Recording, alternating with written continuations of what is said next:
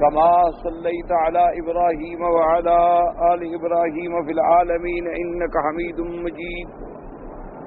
قال الله تبارك وتعالى في كلامه المجيد: أعوذ بالله من الشيطان الرجيم. بسم الله الرحمن الرحيم. إن في خلق السماوات والأرض واختلاف الليل والنهار لآيات لأولي الألباب الذين يذكرون الله قياما وقعودا وعلى جنوبهم يتفكرون في خلق السماوات والأرض ربنا ما خلقت هذا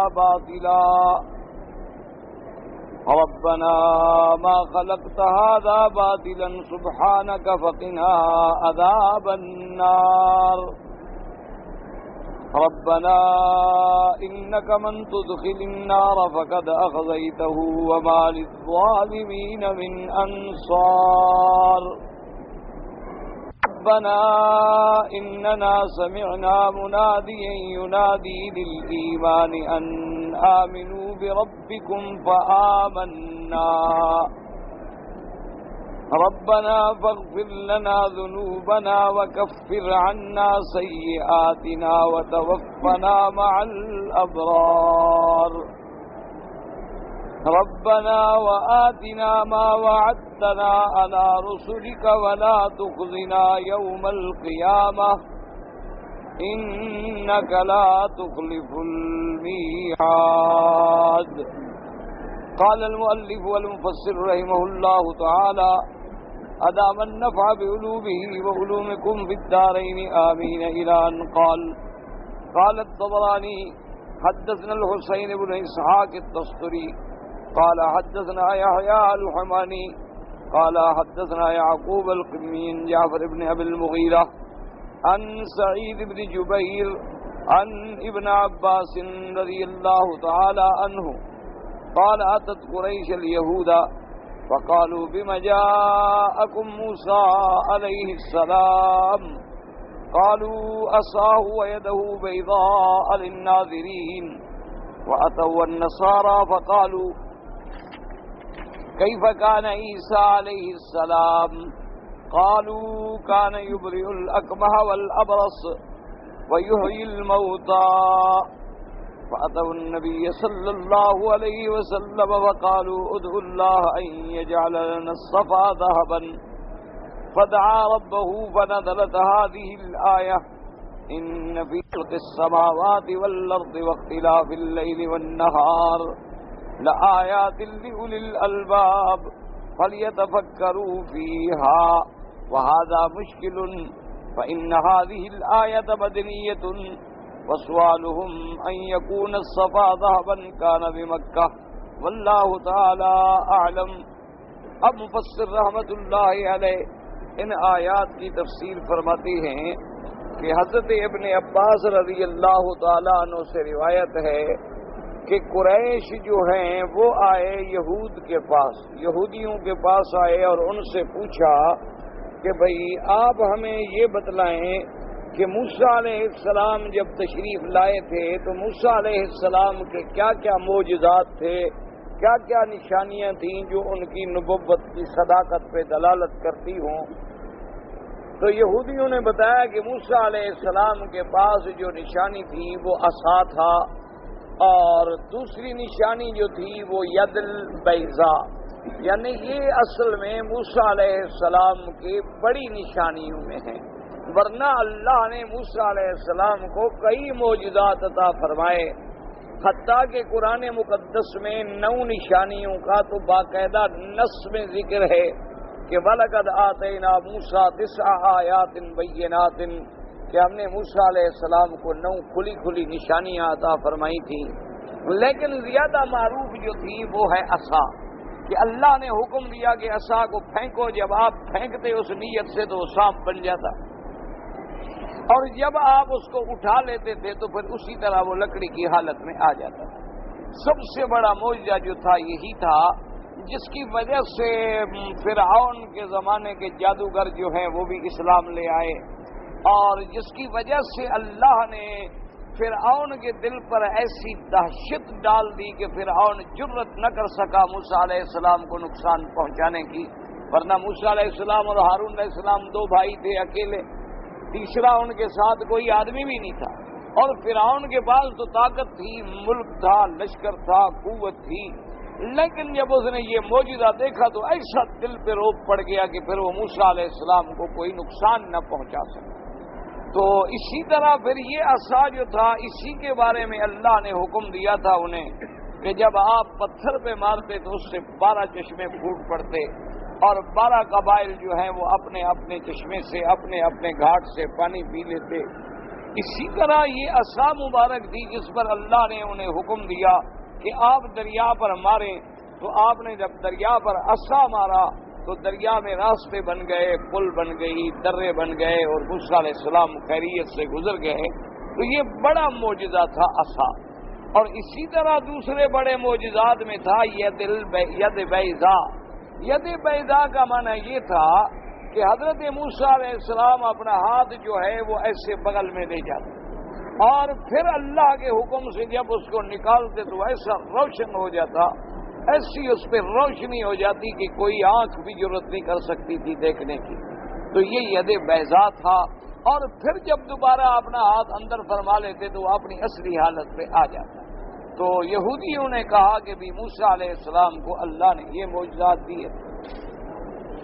اس کے بعد پھر قریش آئے نصرانیوں کے پاس، انہوں نے کہا کہ بما جاء عیسیٰ علیہ السلام، کہ حضرت عیسیٰ علیہ السلام جب تشریف لائے ہیں تو انہیں کون سے معجزے ملے؟ تو انہوں نے کہا کہ انہ یبرئ الاکمہ والابرص، کہ کوڑ کے بیمار اور برس کے بیمار، اللہ معاف فرمائے یہ بڑی ایسی بیماریاں ہیں کہ جس سے حضور صلی اللہ علیہ وسلم نے بھی پناہ مانگی ہے۔ حضور پاک نے دعا سکھلائی اپنی امت کو کہ یہ دعا مانگا کریں کہ اللہم انی اعوذ بکا عن البرص والجذام وعن سیء الاسقام، کہ یا اللہ ہمیں برس کی بیماری سے بچا، ہمیں جذام کوڑ کی بیماری سے بچا، اور ہمیں بری بری جتنی بیماریاں ہیں سب سے محفوظ فرما۔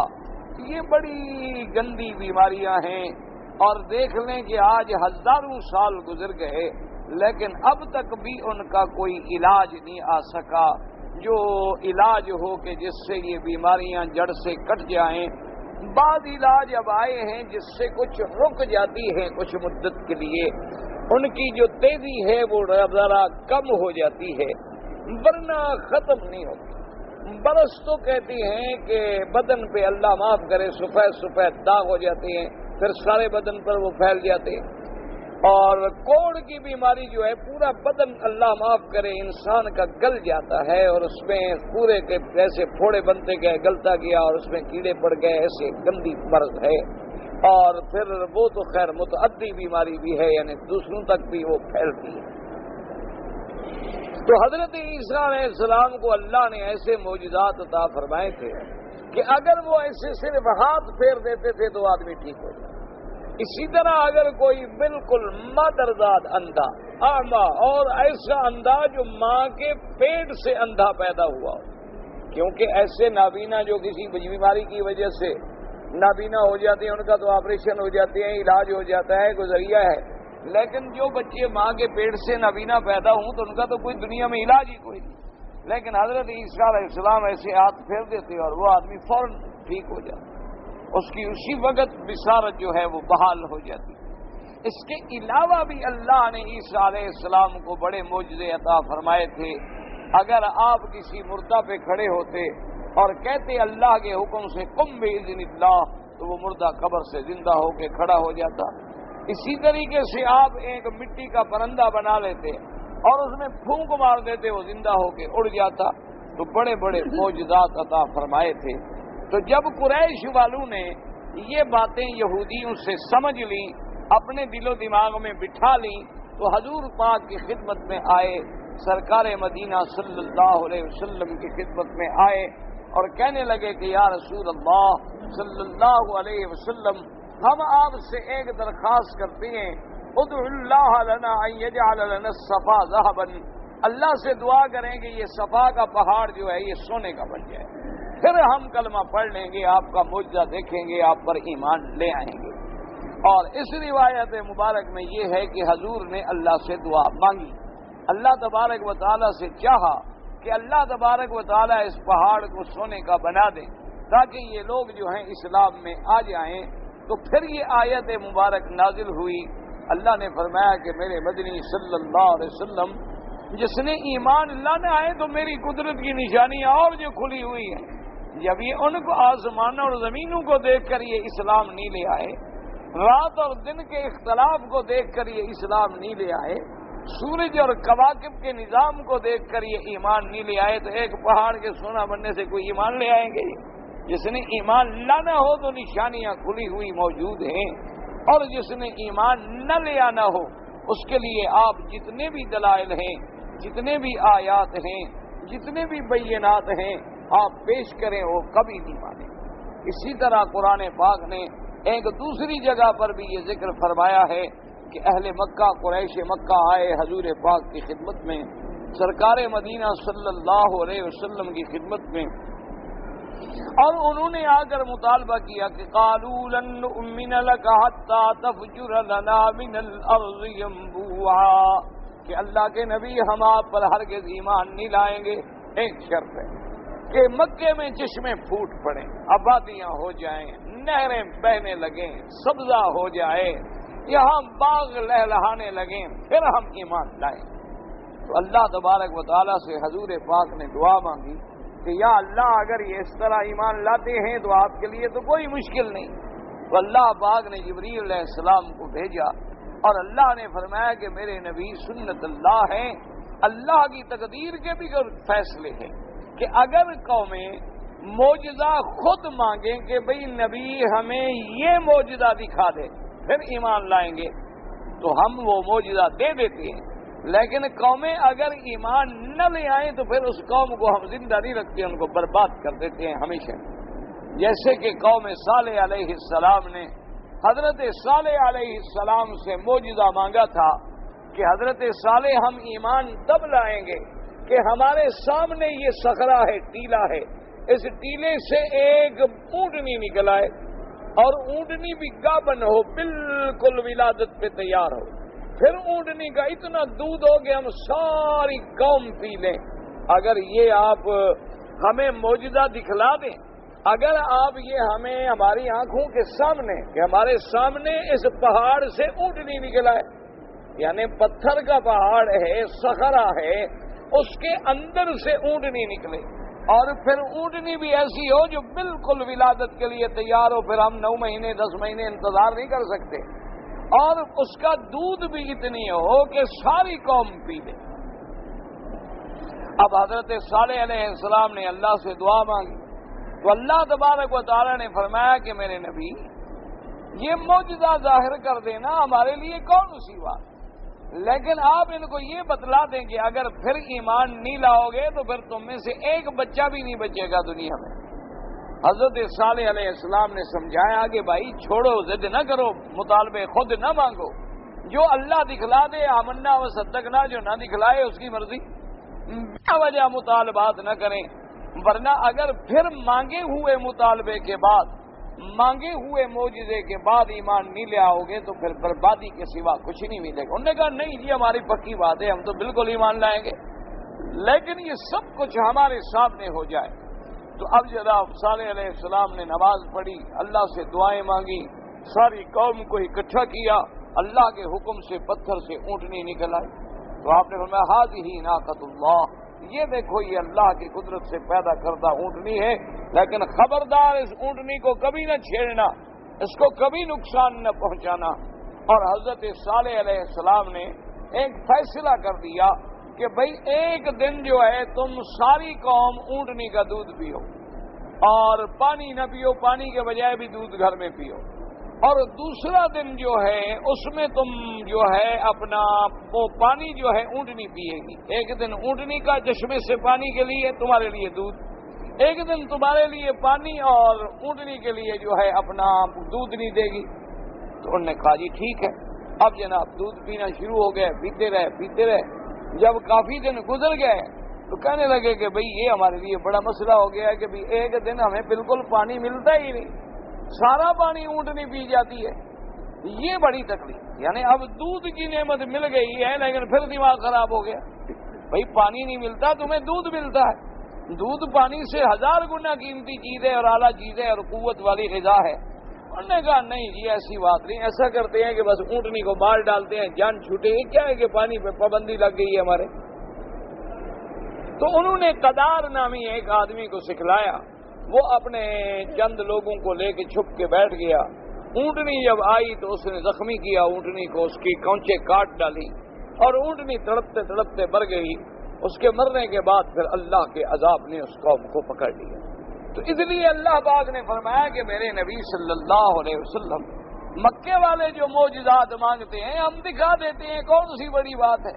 آسمانوں اور زمینوں کے پیدا کرنے والے کے لیے یہ کون سی بڑی بات ہے؟ اگر طائف کو ہم آباد کر سکتے ہیں، اگر طائف کے اندر باغات لہا سکتے ہیں تو مکے میں کیوں نہیں لہا سکتے؟ لیکن اگر یہ ایمان نہ لے آئے تو پھر ان میں سے ایک بندہ بھی نہیں بچے گا۔ حضور نے فرمایا کہ میرے اللہ پھر ان کو رہنے دیں اسی حال میں، جس کے مقدر میں ہے ایمان لے آئے گا، اس کے مقدر میں نہیں ہے ایمان نہیں لے آئے گا۔ لیکن میں یہ بھی نہیں چاہتا کہ پوری کی پوری قوم جو ہے عذاب میں آ کے برباد ہو جائے اور ختم ہو جائے، یہ تو اناد والے لوگ ہیں۔ لیکن یہ بات بھی یاد رکھیں کہ حضور پاک سرکار مدینہ رحمت للعالمین صلی اللہ علیہ وسلم، اللہ کے کروڑوں صلاۃ والسلام ہوں میرے آقا پہ، حضور جیسے تمام انبیاء سے افضل ہیں، تمام نبیوں سے افضل، تمام رسولوں سے افضل۔ اسی طرح اللہ نے آپ کو جو معجزات دیے ہیں وہ کسی نبی کو بھی نہیں ملے۔ اتنے معجزات اللہ نے دیے ہیں حضور پاک کو صلی اللہ علیہ وسلم کو۔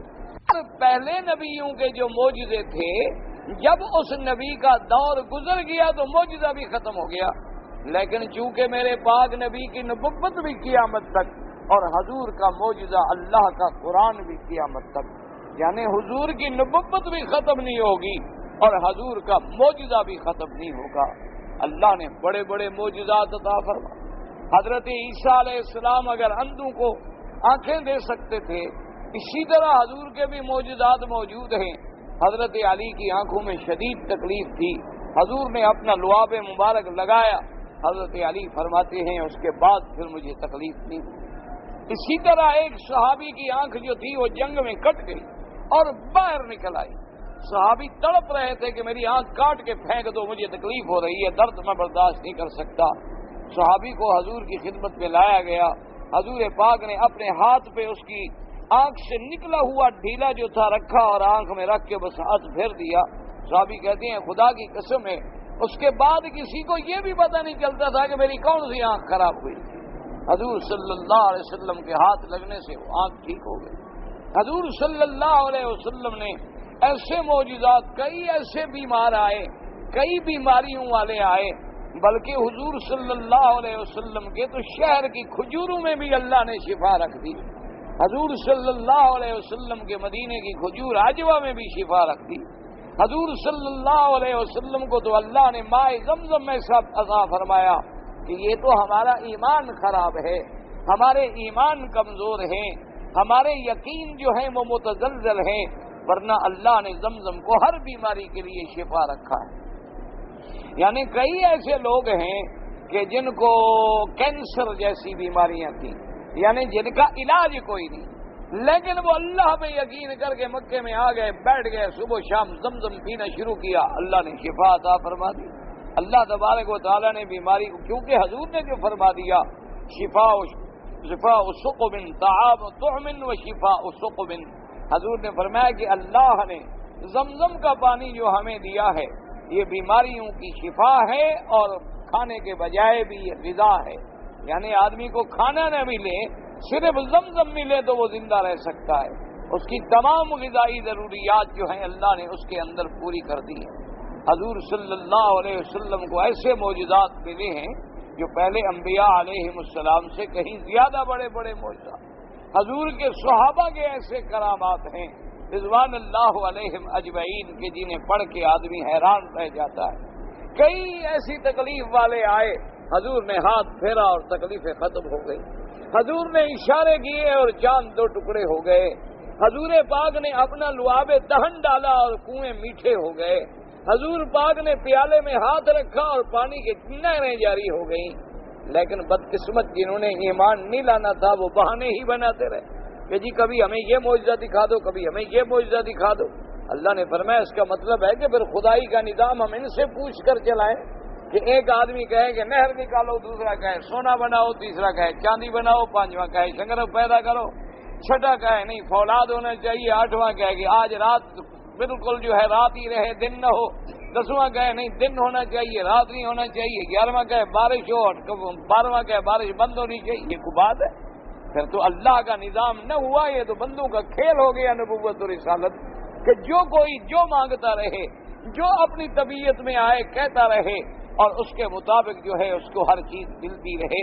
تو یہ جہالت ہے، یہ عناد ہے، یہ بغض ہے، یہ حق کی تلاش نہیں ہے. اگر کسی نے حق کی تلاش کرنی ہے تو آپ یقین فرمائیں کہ میرے اللہ نے میرے مدنی پاک کو ایسا جمال دیا تھا کہ اگر کوئی آدمی حضور کا چہرہ بھی دیکھ لیتا نا تو کلمہ پڑھ لیتا. لیکن شرط یہ ہے کہ دل میں ایمان ہو، دل میں نیت بھی تو نیک ہو. اگر کوئی آدمی ابو جہل کی آنکھوں سے دیکھتا رہے تو کیا فائدہ ہوگا؟ اگر کوئی آدمی ابی لہب کی آنکھوں سے دیکھتا رہے، اگر کسی کے دل میں بغض رسول ہے، اگر کسی کے دل میں عناد ہے، اگر کسی کے دل میں عداوت ہے تو اس سے تو کوئی فائدہ نہیں ہو سکتا. ورنہ نظر انصاف والے لوگ جب آئے، حضور کا چہرہ دیکھا، صرف چہرہ دیکھا، بات بھی نہیں کی، سامنے بیٹھ گئے کہ حضور ہمیں کلمہ پڑھا دے، ہم اسلام لا. جب لوگوں نے پوچھا کہ بھائی اللہ کے بندے تم نے تو کوئی دلیل ہی نہیں مانگی، تم نے تو کوئی بات ہی نہیں پوچھی، اس نے کہا واللہ لیس ھذا وجہ کذاب. اس نے کہا خدا کی قسم میں ایسا چہرہ کبھی جھوٹ نہیں بول سکتا. حضور کا تو چہرہ بھی معجزہ تھا، حضور کا تو جمال بھی معجزہ تھا، حضور صلی اللہ علیہ وسلم کا تو کمال بھی معجزہ تھا. حضور پہ اللہ نے جو قرآن بھیجا وہ سب سے بڑا معجزہ تھا. حضور صلی اللہ علیہ وسلم نے اللہ نے آپ کو علوی معجزے بھی عطا فرمائے، اللہ نے آسمانوں کے معجزے بھی عطا فرمائے، اللہ نے زمینوں کے معجزے بھی عطا فرمائے. اللہ تبارک و تعالیٰ نے حضور کے ہاتھوں میں کنکریوں سے بھی کلام کروایا، اللہ نے پہاڑوں سے بھی محمد عربی پہ سلام پڑھوائے. اللہ تبارک و تعالیٰ کے فرشتے حضور کی جلب میں چلے. لیکن شرط یہ ہے کہ جب دیکھنے والا انصاف سے دیکھے. اگر اس کے دل میں بغض ہے، اگر اس کے دل میں عناد ہے، اگر اس کے دل میں عداوت ہے، اگر اس کے دل میں قدورت ہے، آپ جتنی دلائل دیں وہ کہے گا میں نہیں مانتا. اب نہ ماننے کا کوئی علاج ہے. اس لیے مفسر فرماتے ہیں کہ وَنَزَلَتْ هَٰذِهِ الْآيَةُ إِنَّ فِي خَلْقِ السَّمَاوَاتِ وَالْأَرْضِ وَاخْتِلَافِ اللَّيْلِ وَالنَّهَارِ لَآيَاتٍ لِأُولِي الْأَلْبَابِ فَلْيَتَفَكَّرُوا فِيهَا. اللہ نے فرمایا میرے مدنی آسمانوں کی پیدائش، زمینوں کا پیدا کرنا، اس میں رات اور دن کے نظام کو چلانا، عقل والوں کے لیے اس میں بڑی نشانیاں ہیں. اگر وہ تدبر کریں، تفکر کریں، غور کریں تو اتنا کافی ہے، کسی اور چیز کے مانگنے کی بھی ضرورت نہیں ہے. جس زمین پہ وہ چلتے ہیں، جس آسمان کے نیچے وہ رہتے ہیں، رات اور دن کے اندر وہ اپنی زندگی بسر کرتے ہیں، صرف اسی نظام پر غور کر لیں تو سمجھ آئے گی کہ اس کے کوئی چلانے والا ہے.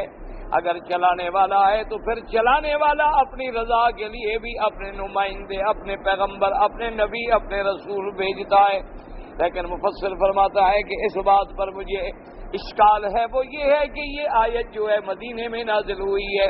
ان فی خلق السماوات والارض واختلاف اللیل والنہار، یہ صورت مدنیہ ہے، حضور پاک پر ہجرت کے بعد نازل ہوئی، مدینہ منورہ میں نازل ہوئی. اور قریش کا مطالبہ جو تھا کہ صفا پہاڑ کو اللہ سونے کا بنا دیں، وہ مکی زندگی کا مطالبہ ہے. لہذا اس کو سبب نزول کہنا جو ہے وہ کوئی زیادہ صحیح بات نہیں ہے. یعنی وہ واقعہ ٹھیک ہے، لیکن یہ کہنا کہ یہ آیت اسی لیے اتری تھی، یہ بات درست نہیں ہے، کیونکہ یہ آیت مدینے میں اتری ہے اور قریش کا مطالبہ جو ہے وہ تو مکے میں تھا.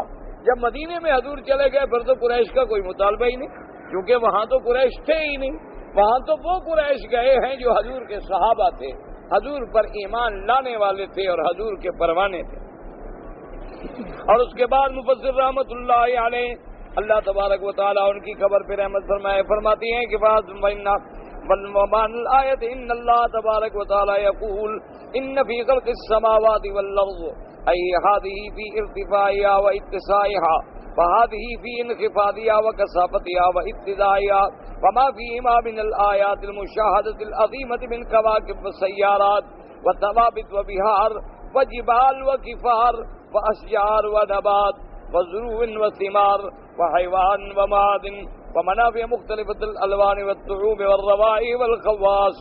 اب مفسر رحمت اللہ علیہ فرماتی ہیں کہ آسمانوں پہ نظر ڈالو، آسمانوں کی بلندی، آسمانوں کی وسعت اور زمین کا سفل نیچے ہونا اور زمین کی کثافت اور اس کے بعد زمین کا اتنا بڑا واسع ہونا، اور پھر اللہ نے جو اس میں بڑی بڑی نشانیاں رکھی ہیں، اللہ نے اس میں کواکب بھی رکھے ہیں، تارے بھی رکھے ہیں، سیارات بھی رکھے ہیں، اللہ نے زمینوں میں دریا بھی رکھے ہیں، پہاڑ بھی رکھے ہیں، جنگل بھی رکھے ہیں، اللہ نے اس کے اندر درخت بھی رکھے ہیں، نباتات بھی رکھے ہیں، زروع بھی رکھے ہیں، کھیتیاں بھی رکھی ہیں، پھل بھی رکھے ہیں، حیوان بھی رکھے ہیں، معادن کا معنی وہ کانیں، سونے کی، چاندی کی، پیتل کی، ہر چیز کی کانیں بھی رکھی ہیں، ومنافع مختلفۃ الالوان والطعوم والروائح والخواص، اور اللہ تبارک و تعالیٰ نے زمین سے جو چیزیں پیدا کی ہیں، ایک قطع زمین ہے، یہاں پر انار ہے، یہاں پر انگور ہے، یہاں پر آم ہے، یہاں پہ مالٹا ہے، ہر کسی کا رنگ بھی علیحدہ، ذائقہ بھی علیحدہ، منافع بھی علیحدہ، فوائد بھی علیحدہ۔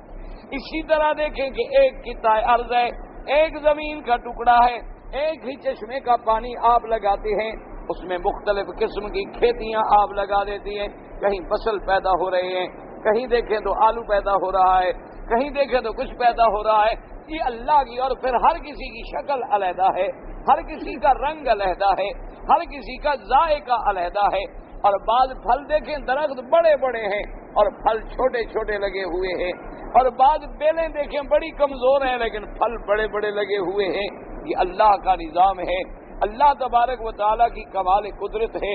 اور پھر اتنے رنگ ہیں کہ دنیا کا کوئی بڑے سے بڑا مصور، دنیا کا بڑے سے بڑا کوئی پینٹر، دنیا کا بڑے سے بڑا کوئی ماہر الوان، رنگ بھرنے والا، ایک گلاب کی پتی، ایک پھول کی پتی کا رنگ کبھی نہیں بنا سکتا، لاکھ وہ نقل بنائے لیکن اصل اور نقل علیحدہ علیحدہ بات کر رہی ہو۔ آپ دیکھیں کہ اللہ نے کیسے چھوٹے چھوٹے کیڑے پیدا کر دیے، کوئی اڑنے والے پروانے پیدا کر دیے، کوئی اڑنے والی چیزیں پیدا کر دی، اور ان کے رنگ دیکھیں تو آدمی حیران رہ جاتا ہے کہ ان کے چھوٹے چھوٹے پروں میں اللہ نے کتنے رنگ ڈال دیے ہیں۔ یہ کون ہے جو رنگ بھرنے والا ہے؟ یہ کون ہے جو ایک ہی چیز سے مختلف شکلیں پیدا کرنے والا ہے؟ یہ کون ذات ہے جو ایک زمین سے ایسی مختلف نعمتیں اگانے والی ہے؟ اسی لیے لکھتے ہیں کہ ایک دفعہ ایک مسلمان آدمی کسی کمیونسٹ ملک میں گیا، تو جب وہ ان سے کہے کہ بھی یہ مکان کس نے بنایا؟ ہوگا ہم نے بنایا۔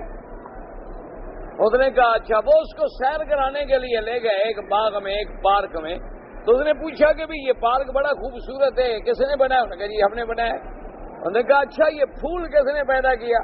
اس نے کہا جی ہم نے خود پیدا کیا، ہم نے بیج ڈالا، ہم نے ہل چلائے، ہم نے کھاد دی، ہم نے حفاظت کی، ہم نے پیدا کیا۔ اور کس نے پیدا کیا؟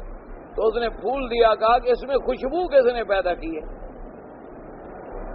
تو اب وہ چپ ہو گیا، اب سوچنے لگ گیا، کہنے لگا خوشبو تو ہم نے نہیں ڈالی تھی، ہم نے تو ایک بیج ڈالا تھا زمین میں۔ اس میں اس ایک بیج میں سے ٹہنی پھوٹی، ٹہنی باہر آئی، پھر اس پہ آ کے پھول لگا، پھر وہ پھول اپنے وقت پہ کھلا، اور پھر تمہارا بیج ایک رنگ کا ہے لیکن پھول 100 رنگ کا ہے، یہ رنگ کس نے ڈالا ہے؟ تو اب وہاں آ کے وہ خاموش ہو گیا، کہنے لگا پتہ نہیں۔ اس نے کہا جس کا پتہ نہیں نا تمہیں، وہی خدا ہے، اسی قدرت نے یہ سارا کچھ کیا ہے جس کے بارے میں تم اب کہتے ہو کہ مجھے پتہ نہیں۔ تو اصل آدمی اگر غور کرے، یعنی اپنی کھیتی میں چلے جائیں، اچھا آدمی صرف اللہ نے فرمایا کہ چلو تم زیادہ سے زیادہ غور نہیں کر سکتے ہو تو جن حیوانوں کا روز دودھ پیتے ہو ان میں غور کرو، ان میں کم از کم غور کر لو کہ گائے ہے، بھینس ہے۔ اب دیکھیں جی بھینس جو ہے سیاہ رنگ ہے، سارا رنگ ہی سیاہ، جو گھاس ڈال رہے ہیں، چارہ ڈال رہے ہیں، وہ سبز رنگ کا ہے، اور بھینس کا اپنا رنگ جو ہے وہ سیاہ ہے۔ اچھا، وہ چارہ کھانے کے بعد اندر اس کے اللہ نے ایسی مشینری لگا دی ہے کہ جناب اب وہ کیلوس بن رہا ہے، وہ کیموس بن رہا ہے، اسی سے آپ دیکھیں خون پیدا ہو رہا ہے، اس سے جو بچ رہا ہے وہ فضلہ بن کے پاخانہ بن کے نکل رہا ہے، جو پانی بچ رہا ہے وہ پیشاب کے ذریعے جا رہا ہے، جو اصل مادہ ہے وہ اندر دودھ پیدا کر رہا ہے، اور دودھ جو ہے ایسی لائن ہے کہ اس لائن میں تو وہ گوبر جا رہا ہے، اس لائن میں پیشاب جا رہا ہے، درمیان کی لائن میں دودھ آ رہا ہے۔ اللہ نے حکم دے رکھا ہے کہ خبردار یہ اگر لیک ہو جائے تو دودھ میں ہوا پیدا ہو جائے گی، اگر یہ لیک ہو جائے تو دودھ کا رنگ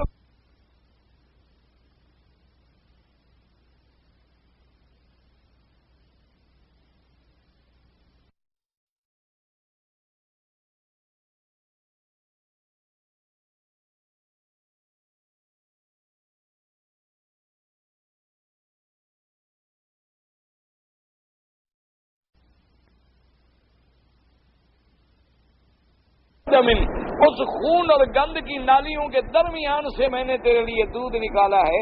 گلاس کے گلاس پی جاتے ہو، خدا تمہیں سمجھ نہیں آتا؟ تم گلاسوں کے گلاس بھر کے پی لیتے ہو، 11ویں کا دودھ پیو تو پیرانے پیر تمہیں سمجھ آتا ہے، لیکن اللہ کا بنایا ہوا دودھ منو کے حساب سے پی گئے ہو، خدا تمہیں سمجھ نہیں آتا؟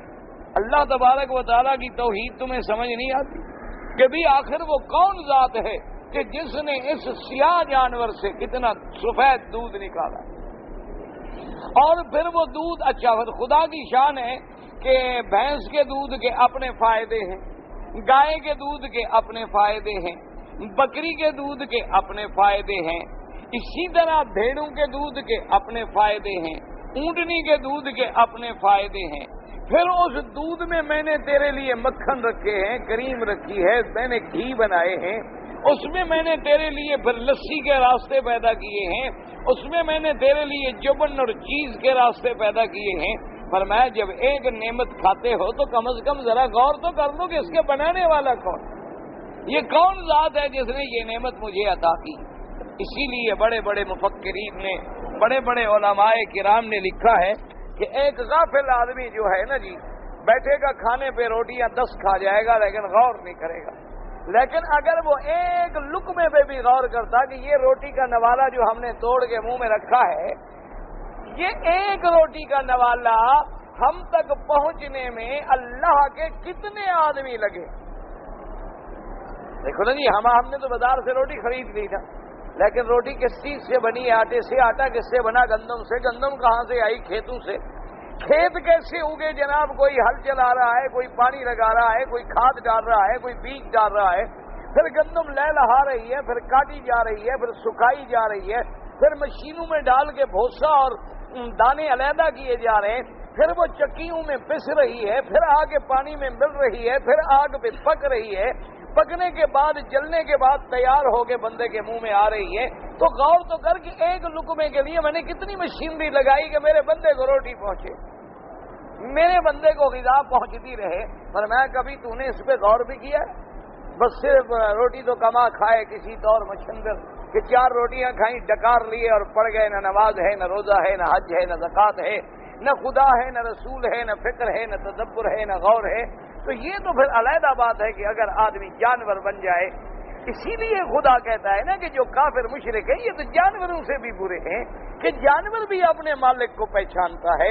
ایک کتا ہے وہ بھی اپنے مالک کو پاگل ہو جائے نہیں کاٹتا، یعنی اندازہ کریں کتے جیسا نجس العین جانور، خسیس جانور، او انتہائی خبیث جانور، اس میں بھی اتنی پہچان ہے کہ وہ پاگل ہو جائے، جب دیوالا باولا ہو جائے ساری دنیا کو کاٹے گا، اپنے مالک کو نہیں کاٹتا۔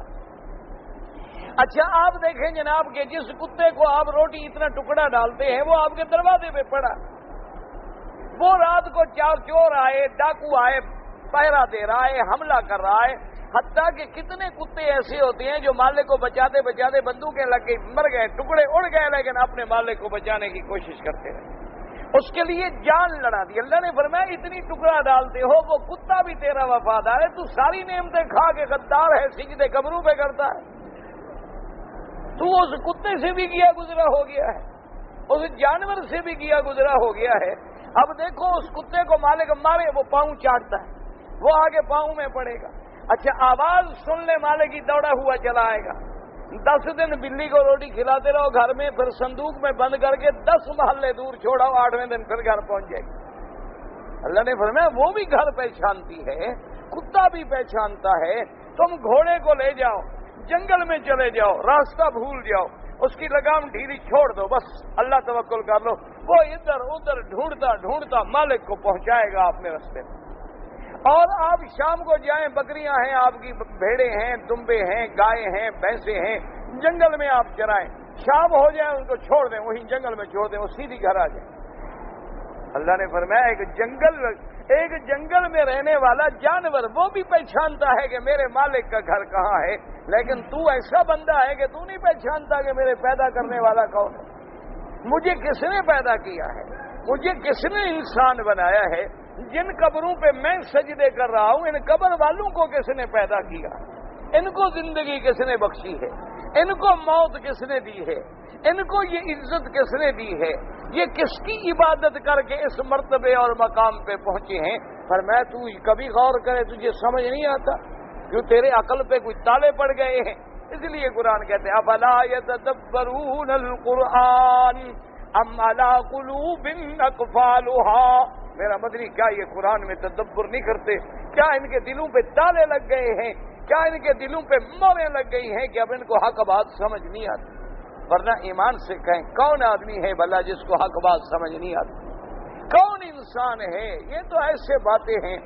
دیکھو نا جی، جن کو ہم مشکل کشا، حاجت روا اور اپنا مدد کے قابل سمجھ کے پکارتے ہیں، آنکھوں سے دیکھ رہے ہیں کہ وہ فوت ہو گئے ہیں، قبروں میں دفن ہو گئے، ہم پھر بھی پکار رہے ہیں.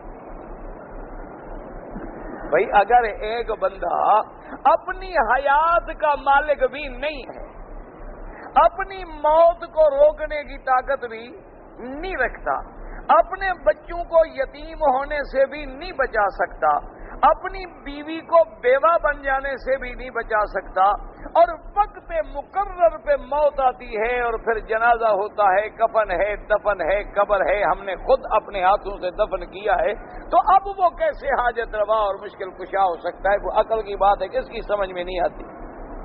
لیکن جب پردے پڑ جائیں، ہندو پتھر کے آگے کھڑا ہے، مسلمان قبر کے آگے، کوئی گنگا جمنا کے آگے کھڑا ہے، کوئی درختوں کے آگے کھڑا ہے، کوئی ستاروں کے آگے کھڑا ہے، کوئی آگ کے آگے کھڑا ہے، کوئی سانپ کے آگے سجدے میں پڑا ہوا ہے کہ سانپ دیوتا آ گیا، سانپ بھی دیوتا. یہ گائے کیا ہے؟ انہوں نے کہا یہ تو گاؤ ماتا ہے. بالکل ہماری ماں ہے، ماشاء. گاؤ کٹے گی تو ماں کٹ گئی، وہ تو پھر ہمارا دین دھرم کٹ گیا. وہ بھائی اچھی گاؤ ماتا ہے کہ جو کٹ جاتی ہے، اچھا نہیں کاٹتے، ہم چھوڑ دیتے ہیں، آخر ایک دن مر جائے گی، پھر کیا کرو گے؟ تو ہم مسلمان اس کو نہیں کھاتے، تمہیں تکلیف ہوتی، ہم چھوڑ دیتے ہیں. گائے پھرتی رہے، لیکن کیا کرو گے؟ آخر چلو گائے پاگل ہو گئی. ابھی جیسے گائے جو ہے اس میں جناب بیماری آ گئی، اس کے اندر ایک وبا آ گئی کہ اس کے دودھ پینے والے، گوشت کھانے والے بھی آگے بیمار ہوتے چلے جا رہے ہیں، تو اس کا کیا علاج کرو گے؟ اپنے آنکھوں سے پڑھ رہے ہیں کہ حضرت علی رضی اللہ تعالیٰ عنہ شہید ہو گئے، حضرت علی رضی اللہ تعالیٰ عنہ کو شہید کیا گیا. آپ پڑھ رہے ہیں حضرت علی کی شہادت بیان کر رہے ہیں، حضرت حسین کی شہادت بیان کر رہے ہیں، لوگوں کو رلا رہے ہیں کہ اولاد رسول ہے، پانی بند ہو گیا ہے، اور جناب اللہ کے نبی کی اولاد تڑپ رہی ہے، پانی نہیں ملتا. یہ بھی خود سنا رہے ہیں، اور ادھر کہتے یا حسین مدد کر. کوئی علاج ہے؟ بھئی جو اپنی اولاد کے لیے پانی کا انتظام نہیں کر سکا، ہمیں پانی بھجوا دے گا؟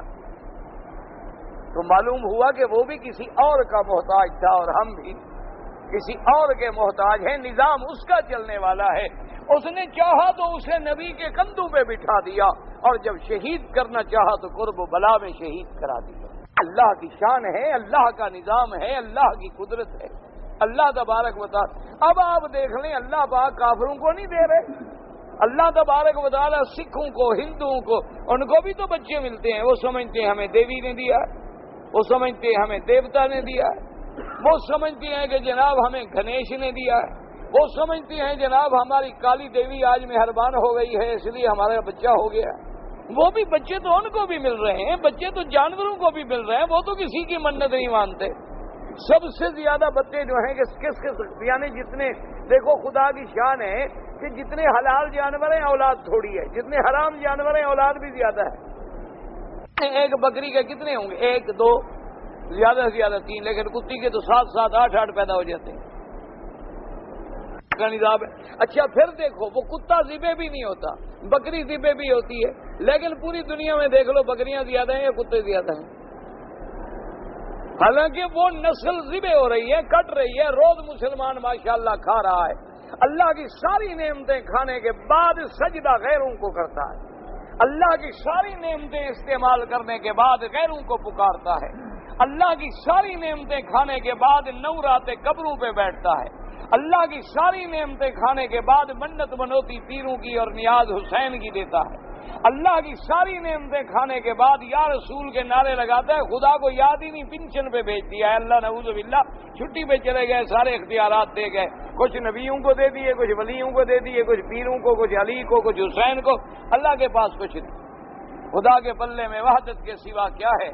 مجھے جو کچھ ہی لینا ہے میں لے لوں گا محمد سے صلی اللہ، کہتے ہیں اللہ کے بعد وہ توحید ہی رہ گئی اکیلی، بس وہ اکیلا ہی رہ گیا، بس باقی تو اس کے پاس ہے کچھ نہیں۔ کچھ اس نے محبوب کو دے دیا، کچھ پیاروں کو دے دیا، کچھ اس نے اولیاء اللہ کو دے دیا، کچھ پیرانے پیر کو دے دیا، کچھ کلندر کو دے دیا، کچھ شہباز کلندر کو مل گیا، کچھ نظام الدین کو مل گیا، کچھ معین الدین کو مل گیا، خدا کے پاس اب کچھ نہیں، بس انا للہ و انا الیہ راجعون۔ دعا کریں اللہ ہر مسلمان کو صحیح عقیدہ نصیب فرما دے۔ یاد رکھو اللہ کے نبی برحق، اللہ کے رسول برحق، اللہ کے اولیاء برحق، ان کی کرامتیں برحق، انبیاء کے معجزات برحق، لیکن نفع نقصان کا مالک صرف ایک ذات ہے، پکار کے قابل صرف ایک ذات ہے، ندا کے قابل صرف ایک ذات ہے، منت منوتی اور نیاز صرف اسی کے نام سے ہے، غیر کا نام آئے گا تو پھر شرک اکبر آ جائے۔ اس لیے مفسر فرماتے ہیں کیا تم نے زمین میں غور نہیں کیا ہے؟ کیا تم نے زمین کے خزائن میں غور نہیں کیا؟ کیا تم نے زمین کے سبزے میں غور نہیں کیا ہے؟ کیا تم نے زمین کے پھلوں میں غور نہیں کیا؟ ایمان سے کہیں ایک مکی کے دانے جیسے جڑے ہوئے ہیں، ایک دفعہ نکال لو پھر جوڑ سکتے؟ ایک دفعہ اپنے گندم کے آپ نے دیکھا ہوگا سنبل میں کیسے دانے ترتیب سے جڑے ہوئے ہیں، اور اس پہ کتنے پردے اللہ نے چڑھائے ہیں کہ میرے بندے کے لیے دانہ خراب نہ ہو جائے۔ آپ اس کو نکال لیں اور پھر مجھے ذرا سٹ کر کے دکھا دیں۔ انگوروں کی بیلیں دیکھیں کہ کیسے انگور سے انگور جڑا ہوا ہے کہ آدمی حیران ہو جاتا ہے کہ وہ کون سی قوت ہے، کون سی طاقت ہے جو ان کو جوڑ رہی ہے۔ اچھا، اور اللہ تبارک و تعالیٰ کی شان دیکھیں کہ جتنے بڑے پھل ہیں وہ زمین پہ ہیں، چھوٹے اونچے ہوتے ہیں، کیوں بڑے اگر اونچے ہوتے کسی کے اوپر آ جاتا ہے انشاءاللہ اس کا جنازہ تو وہیں ہو گیا تھا، وہ تو اللہ کی رحمت سے وہیں انشاءاللہ کلمہ بھی نہ نصیب ہوتا، اللہ تبارک و تعالیٰ کی شان۔ اچھا، کتنی پھل ہیں جن کی کھال بھی ساتھ کھائی جاتی ہے، اور کتنی پھل ہیں جن کی کھال کے بغیر اندر کا گودا کھایا جاتا ہے۔ کتنی اللہ کی نعمتیں ہیں کہ ان کا کوئی ٹھنڈی ہے، کوئی گرم ہے، کوئی خشک ہے، کوئی تر ہے، کوئی سبز ہے، کوئی نیلی ہے، کوئی اودی ہے، کوئی پیلی ہے۔ اللہ فرماتے ہیں انہی الوان میں ذرا غور کر لو، انہی رنگوں میں ذرا غور کر لو تو میری خدائی پہچاننا کوئی مشکل تو نہیں ہے۔ ان فی خلق السماوات والارض واختلاف اللیل والنہار لآیات لأولی الالباب، لیکن شرط یہ ہے کہ تم تفکر کرو اور اللہ تبارک و تعالیٰ کی ان نعمتوں میں غور کرو۔ اللہ تمہیں بھی مجھے بھی نصیب فرمائے۔ جی کے حدود حرم میں جتنی مساجد ہیں بھی بات سمجھ لیں کہ جہاں تک حد حرم ہے، یعنی یوں سمجھیں ادھر سے عرفات، ادھر سے مسجد عائشہ، ادھر سے جرانہ، اسی طرح جتنا حرم ہے سب میں 1 کا لاکھ ملتا ہے۔ لیکن علماء نے یہ بھی لکھا ہے کہ اگر مسجد محلے میں جا کے نماز پڑھیں گے تو 25 درجے اور بڑھ جائیں گے، یعنی 25 لاکھ ہو جائے گا، اور اگر اللہ کے کعبے میں آگے پڑھیں گے تو یہاں 27 درجے بڑھ جائیں گے، یعنی 27 لاکھ ہو جائے گا۔ 1 لاکھ تو تب ملتا ہے جب اکیلے پڑھ رہے ہوں گا، تو اس لیے سارا مکہ جو ہے حرم ہے اور سب میں اللہ کی رحمت سے ثواب ملتا ہے۔ باقی رہ گیا نماز کے بعد ہاتھ اٹھانے کا مسئلہ۔ یاد رکھو یہ بھی ذرا لوگ افراط اور تفریط میں پڑ جاتے ہیں. ہر نماز کے بعد میرے آقا دعا کرتے تھے لیکن ہاتھ نہیں اٹھاتے تھے. حضور بیٹھ جاتے اور کلمات شریف پڑھتے، لا الہ الا اللہ وحدہ لا شریک لہ، اسی طرح سبحان اللہ، الحمدللہ، لا الہ الا اللہ، اللہ اکبر، استغفر اللہ، اللہم انت السلام ومنک السلام، اسی طرح اللہم لا مانع لما آتیت ولا معطی لما منعت ولا راد لما قضیت ولا ينفع ذا الجد منک الجد، اسی طرح رب اعنی علی ذکرک و شکرک و حسن عبادتک. یہ دعا ہوتی تھی. یہ جو ہمارے یہاں ایک طریقہ ہے کہ امام دعا کرے سب آمین کہیں، اس طرح نہیں ہوتا. لیکن اگر کسی وقت آدمی ہاتھ اٹھا کے بھی دعا مانگ لے تو کوئی منع نہیں، کیونکہ بعض احادیث میں یہ آتا ہے کہ اللہ فرماتے ہیں کہ جب بندہ ہاتھ اٹھاتا ہے تو میری رحمت کو حیا آتی ہے کہ میں خالی کیسے کروں. لیکن اصل میں ہمارے یہاں بس ایک ضد ہو گئی ہے، تین دعا، ایک دعا پر بھی اعتبار نہیں. پھر ایک دفعہ مانگ لیں گے، اچھا پھر دعا، پھر مانگ لیں گے، پھر دعا، پھر مانگ لیں گے، پھر دعا. وہ ضد ہے.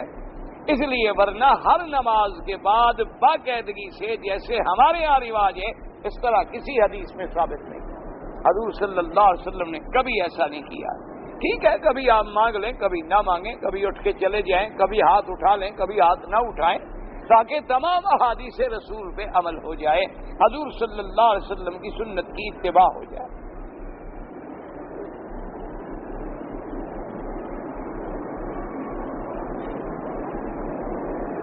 کہتے ہیں جی ہم لوگ ہندوؤں کو کافر کہتے ہیں، وہ تو خیر کافر ہیں ہی، اس میں تو کوئی شک نہیں ہے، ان کو کافر نہ کہا جائے.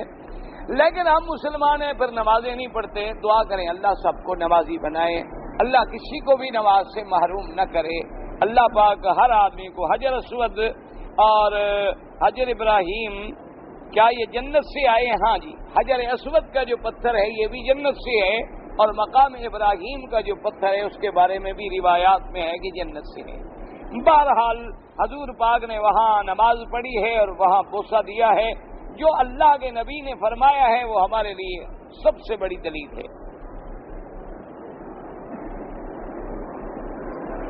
کہتے ہیں جی کہ ہمارے ملک میں جب کوئی مر جاتا ہے تو مردے کو دفن کرنے کے بعد، ہمارے ملک میں کیا نہیں ہوتا، ہمارا ملک بڑا سرسبز ملک ہے ماشاءاللہ. ہمارے ملک میں تو سب کچھ ہوتا ہے، بس دعا کرو اللہ قرآن و اسلام نافذ فرما دے، اور کچھ نہیں کر سکتے. ڈرو شرو نہیں، خیر ہے، قرآن شریف آ جائے گا تمہیں کچھ نہیں ہوگا. جب کون ہے ان لوگوں کو اسلام آ جائے تو ایسے مر کے کرتے ہیں کہ اندر تو ڈراتا ہے نا، اگر قرآن آ گیا تو پھر کیسے ہوگا، کچھ نہیں ہوگا. خیر میں رہے، کوئی فکر نہ کرو. قرآن آئے گا تو اللہ کی برکتیں آئیں گی، اللہ کی رحمتیں آئیں گی. اللہ تبارک و تعالیٰ اپنے خزانے کھول دیتا ہے. جب خدا کو تم مانو گے تو خدا بھی راضی ہو جائے. کچھ بھی نہیں ہوگا، بالکل نہ ڈرے شریں. یہاں اللہ کا شکر ہے، قرآن سنت کا قانون ہے. کیا اچھا، تو اسی طرح آپ سمجھ لیں جناب والا کہ آپ کے ملک میں تو مرے تو پھر صدقہ ہوتا ہے، اسکات ہوتے ہیں، ہیلے ہوتے ہیں، قبر پہ اپنا مردے پہ قرآن شریف پھرائے جاتے ہیں. سب بدعات ہیں جن کا قرآن حدیث سے کوئی تعلق نہیں. باقی رہ گیا قبر پہ دعا مانگنا، یہ سنت، یہ منع نہیں. اگر کوئی آدمی قبر پہ مردے کو دفن کرنے کے بعد، حضور نے فرمایا کہ اب دعا کرو، اس وقت دعا کرو، الآن یسأل، یہ وقت ہے کہ قبر میں سوال جواب ہوگا. دعا کرو کہ اللہم ثبت ہو، اللہ اس کو سوال و جواب میں ثابت قدم رکھ. اللہ ہمارے بھائی کو صحیح جواب دینے کی توفیق عطا فرما. دعا کرنا جو ہے وہ ثابت ہے. بعض لوگ وہاں قرآن کی آیتیں اس لیے پڑھتے ہیں کہ اس میں بھی تو دعا ہے، تو اس لیے اگر دعا مانگی جائے دفن کے بعد تو کوئی حرج نہیں. لیکن جو ہمارے ہاں جنازے کے بعد دعا ہے وہ بدعت ہے، کیونکہ اصل دعا وہ ہے جو تم نے جنازے کے اندر مانگی ہے. جنازے کے اندر جو ہے وہ دعا ہی تو ہے. اللہم اغفر لحینا و میتنا و شاہدنا، یہ کیا ہے؟ یہی تو دعا ہے جو ہمیں حضور نے سکھلائی ہے. بہرحال قبر پہ اگر دعا مانگیں تو منع نہیں.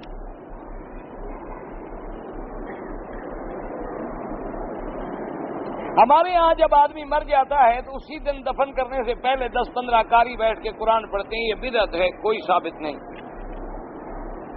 اگر ہم 4-5 طواف اکٹھے کر لیں اور بعد میں سب کی 2-2 رکعت پڑھ لیں، کوئی حرج نہیں، بالکل جائز ہے، کوئی منع نہیں.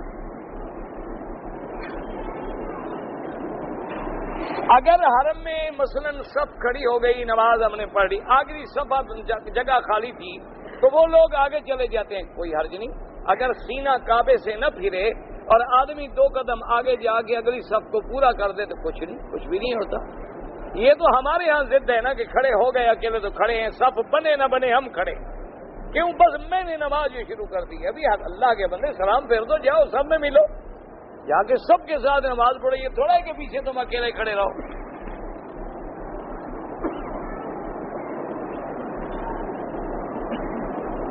مغرب کے پہلے نفل پڑھنا جو ہے، بہرحال ایک حدیث مبارک میں ہے کہ ہر اذان اور اقامت کے درمیان 2 رکعت پڑھی جائے، تو لہذا باقی ائمہ جو ہیں سب پڑھتے ہیں۔ احناف کے نزدیک مغرب کی اذان کے بعد زیادہ افضل ہے کہ فرض پڑھے جائیں، کیونکہ ایک حدیث میں آتا ہے کہ بین کل اذانین صلاۃ، کہ ہر 2 اذانوں کے درمیان میں نماز ہے، لیکن الا المغرب، تو بعد اس روایت سے وہ فائدہ۔ اور ہمارے یہاں ویسے فاصلہ بھی نہیں ہوتا، اذان کے فوراً بعد نماز کھڑی ہو جاتی ہے، لیکن چونکہ یہاں فاصلہ ہوتا ہے، اگر کوئی پڑھتا ہے تو کوئی حرج نہیں۔ یہ مسئلے افضل اولا کے ہیں، یہ لڑائی والے مسئلے نہیں ہیں، یعنی اگر کوئی نہیں پڑھتا اس کو جبر نہ کرو، کوئی پڑھ رہا ہے اعتراض نہ کرو، کوئی بات نہیں، کچھ نہیں، کوئی ایسی بات نہیں۔ غروب ہو گیا ہے، غروب کے بعد نماز جائز ہے۔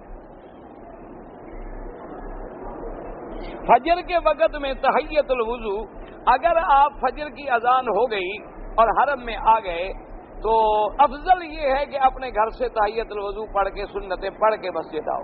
اگر مسجد آ گئے اور آتے ہوئے آپ نے 2 رکعت پڑھ لی تو وہی کافی ہے، وہی تحیت المسجد بھی ہے، وہی 2 رکعت سنت بھی ہے، کیونکہ افضل یہ ہے کہ فجر کی اذان کے بعد صرف 2 رکعتیں پڑھی جائیں، فجر کی، اس کے بعد فجر کی نماز پڑھی جائے۔ اگر کسی نے پہلے 2 رکعت تحیت المسجد پڑھ کے پھر 2 رکعت پڑھ لی تو حرج کوئی نہیں، لیکن افضل اسی میں ہے کہ جب اذان ہو جائے تو آپ صرف 2 رکعت پڑھیں۔ جب حضرت بلال اذان دے دیتے تھے حضور بس 2 رکعت پڑھتے تھے، پھر مسجد میں نماز کے لیے تشریف لاتے تھے۔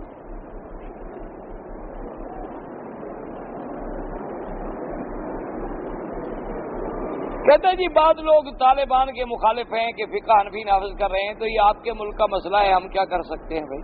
دعا یہ کریں، ہم تو یہ کہتے ہیں کہ فقہ جو ہے وہ بھی دراصل وہی قرآن و حدیث کی سمجھ کا نام ہے۔ فقہ کا کیا معنی ہے؟ یتفقہوا فی الدین، کہ دین کو سمجھو، فقہ کوئی علیحدہ چیز نہیں۔ اسی طرح تو پھر اہل قرآن کہیں گے ہم حدیث نہیں مانتے، صرف قرآن ہو، جیسے حدیث قرآن کا غیر نہیں ہوتا، اسی قرآن کو سمجھانے کے لیے حدیث شرع ہے۔ فقہ کیا ہوتی ہے؟ حدیث پاک سے جو مسئلے سمجھیں، جو مسئلے مستنبط ہوں، ان کو فقہاء امت کو سمجھاتے ہیں۔ باقی جو بھی قرآن و سنت کا حامی ہو ہم اس کی دعا کرتے ہیں، اور جو مخالف ہو اس کی ہدایت کے لیے دعا کرتے ہیں۔ نہ الحمدللہ کسی پارٹی سے تعلق ہے، نہ کسی جماعت سے تعلق ہے، ہم تو صرف یہ چاہتے ہیں کہ یا اللہ تو جانتا ہے، جو تیرے دین کے صحیح ماننے والے ہوں ان کی مدد فرما۔ ہم تو یہ دعائیں کرتے ہیں، کسی سے نہ واسطہ ہے، نہ رشتہ ہے، نہ پارٹی ہے۔ سفید داڑھی کے بال اگر کالے کریں تو جائز ہے، ناجائز ہے؟ خالص سیاہ رنگ لگانا ناجائز ہے، مہندی لگا لیں، مہندی میں ملا لیں، کوئی حرج نہیں۔ یہاں سے لوگ کفن کا کپڑا لے جاتے ہیں اور زمزم میں دھوتے ہیں، کوئی ثبوت نہیں ہے زمزم سے کفن دھونے کے بارے میں، کوئی ہمیں حدیث میں صحابہ کے عمل میں کوئی دلیل نہیں ملتی کہ کبھی ایسا کیا ہو صحابہ نے۔ ہم سے زیادہ انہیں دین کی طرف تھی، ہم سے زیادہ انہیں الحمدللہ حضور سے محبت تھی، ہم سے زیادہ انہیں زمزم سے محبت تھی، اس لیے ان سے کبھی کوئی حدیث میں ہم نے تو آج تک نہیں پڑھا کہ کسی صحابی نے کیسا کیا ہو یا حضور پاک نے حکم فرمایا ہو۔ تو جو چیز اللہ کے دین میں نہ ہو صاف بات ہے کہ وہ بدعت ہوتی ہے۔ نماز کی نیت زبان سے کرنا ضروری ہے؟ کوئی نہیں، نماز کی نیت، ہر نیت کا مقام دل ہے۔ دل جو ہے اصل، دیکھیں نا اب ہم کس نماز کے لیے کھڑے ہیں؟ عشاء کے لیے، بس نیت ہے تو کھڑے ہیں نا، ورنہ کیوں کھڑے ہوں؟ اب ہم جو بیٹھے ہیں حرم میں کیوں بیٹھے ہوئے ہیں کہ بھئی عشاء پڑھ کے جائیں گے، یہی نیت ہے۔ بس جب نماز کھڑی اللہ اکبر، نیت تو ہے تبھی تو بیٹھے ہیں ہم۔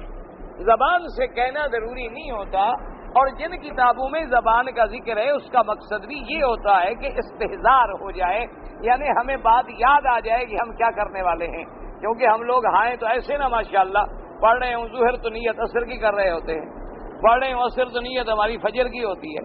اس لیے علماء نے استحضار، ورنہ مقام النیت القلب، نیت کا مقام اصل میں دل ہے. بعض عبادات میں زبان سے بھی آیا ہے، جیسے حج میں حضور نے فرمایا لبیک بحجۃ وعمرۃ، حضور صلی اللہ علیہ وسلم نے باقاعدہ زبان مبارک سے ادا فرمایا. تو اس لیے بہرحال نیت کا مقام دل ہے، زبان نہیں ہے. اصل بات یہ ہے کہ تمہارے دل میں نیت ہو. داڑھی کا خط کروانا، داڑھی مبارک جو ایک مشت ہونی چاہیے، باقی اوپر اگر کوئی خط بنوائے یا نیچے سے بال بنائے تو علماء نے لکھا ہے جائز ہے. ہم اپنے والدین کے لیے عمرہ وغیرہ بالکل کر سکتے ہیں، حج بھی کر سکتے ہیں. 11ویں شریف جو ہے ہم نہ قرآن میں ہے، نہ حدیث میں ہے، نہ حضور کے زمانے میں، نہ صحابہ کے زمانے میں، نہ تابعین کے زمانے میں. ایک بڑھیا تھی، اس کی سنت ہے. اگر آپ کسی بوڑھی عورت کی سنت ادا کرنا چاہتے ہیں تو پھر کریں. بالکل بدعت ہے، کرنا ناجائز ہے، اور غیر اللہ کی نیت کی وجہ سے اس کا کھانا بھی حرام ہو جاتا ہے. جو چیزیں غیر اللہ کی طرف منسوب ہو جائیں وہ حلال نہیں رہتی. یہ تو ایک قصہ بنا ہوا ہے کہ بوڑھی تھی، اس کی برات ڈوب گئی تھی، وہ پیرانے پیر کے پاس آئی، انہوں نے اس برات کو زندہ کر دیا. سب جھوٹے قصے کہانیاں ہیں اور کچھ بھی نہیں. ساری برات ڈوب گئی، وہ بدبخت بوڑھی نہیں ڈوبی. وہ پوری دنیا کو گناہ میں مبتلا کرنے کے لیے زندہ رہ گئے.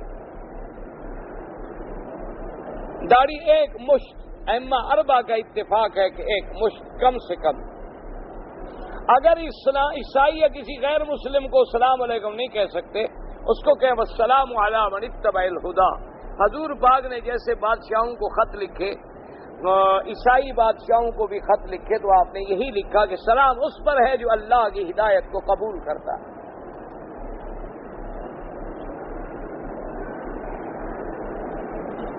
اگر اپنے بھائی کو ملے، ایک ہاتھ سے ملے، دو سے، ایک سے ملے مرضی، دو سے ملے مرضی، سینے سے ملے مرضی، ماتھے پہ بوسہ دے مرضی، کوئی بات نہیں.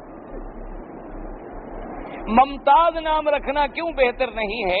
اس لیے کہ آدمی اپنے آپ کو لوگوں سے ممتاز کہتا ہے کہ میں یعنی اچھا ہوں سب سے. فلا تزکوا انفسکم، اپنا تزکیہ نہ کرو. اللہ جانتا ہے کون اچھا ہے کون اچھا نہیں. اللہ جانتا ہے کون بہتر ہے کون بہتر نہیں. تو ایسے نام جس میں تفاخر ہو کہ میں ممتاز، اور یہ جناب عماد دین کا ستون ہے اور نماز نہیں پڑھتا، شمس الدین دین کا سورج ہے مسجد میں ایک دن بھی نہیں نکلا. تو یہ ایسے نام جو ہے نا بلا وجہ تفاخر ہوتے ہیں. وہ نام رکھیں جس میں ابدیت ہو، تواضع ہو، جس میں عجز ہو کہ ہم اللہ تیرے بندے ہیں، ہم تو تیرے عباد ہیں. ایسے نام رکھنے جیسے نام نہیں جس میں فخر ہو. ہمارے ہاں تو کوئی سکندر اعظم اور کوئی زمان خان اور کوئی پتہ نہیں کیا کیا، کوئی نیچے تو آنے کے لیے تیار ہی نہیں.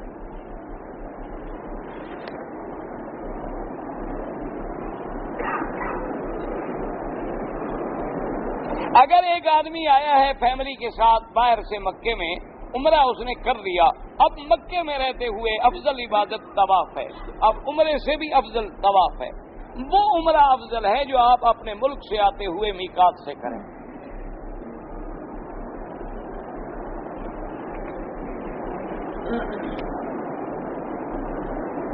ٹوپی جو ہے وہ پگڑی کے قائم مقام ہو جاتی ہے، بہرحال اس کا عوض تو ہے، لیکن اصل سنت تو پگڑی مبارک ہے کہ حضور ٹوپی بھی پہنتے تھے اور ٹوپی پر پگڑی بھی پہنتے تھے. اصل سنت مبارک تو وہ ہے. ورنہ یہ ہے کہ اگر آدمی ٹوپی پہن لے یا رومال سر پہ رکھ لے یا ویسے پگڑی بغیر ٹوپی کے باندھ لے تب بھی الحمدللہ سب ٹھیک ہے. لیکن جو اصل سنت ہے میرے مدنی پاک کی وہ یہ ہے کہ باقاعدہ حضور ٹوپی پہنتے، پھر ٹوپی کی مبارک، اچھا کبھی حضور نیچے کپڑا ایسے ڈال لیتے، اس پر پگڑی مبارک باندھ لیتے، کیونکہ حضور کے بال مبارک تھے. اب تیل مبارک استعمال فرماتے تھے تاکہ پگڑی مبارک کو تیل نہ لگ جائے. اور آج انگریزوں نے ہمیں سبق پڑھایا ہے کہ پگڑی بیرے کے سر پہ رکھو، پگڑی چپراسی کے سر پہ رکھو، پگڑی پی این کے سر پہ رکھو، پگڑی ہوٹل کے باہر گیٹ پہ جس کو کھڑا کرو اس کے سر پہ رکھو تاکہ حضور کی سنت کی توہین ہو. تم سب ننگے پھرو تب عزت ہوگی. تاکہ تم اگر حضور کی پگڑی باندھو گے وہ تو چھوٹے لوگوں کی بات ہے. بیرا سر پہ دیکھو اتنے بڑے بڑے کلا ہوں گے اور کیا ہے روٹی بیچ رہا ہے، کوئی ہوٹل کے باہر کھڑا ہے، جو افسر چپراسی باہر کھڑا ہے اس کے سر پہ کلا ہے، صاحب جو ہے وہ سر ننگا ہے. یہ تو ہمیں انگریزوں نے سبق پڑھایا نا کہ ہر بات میں حضور کی مخالفت کرو.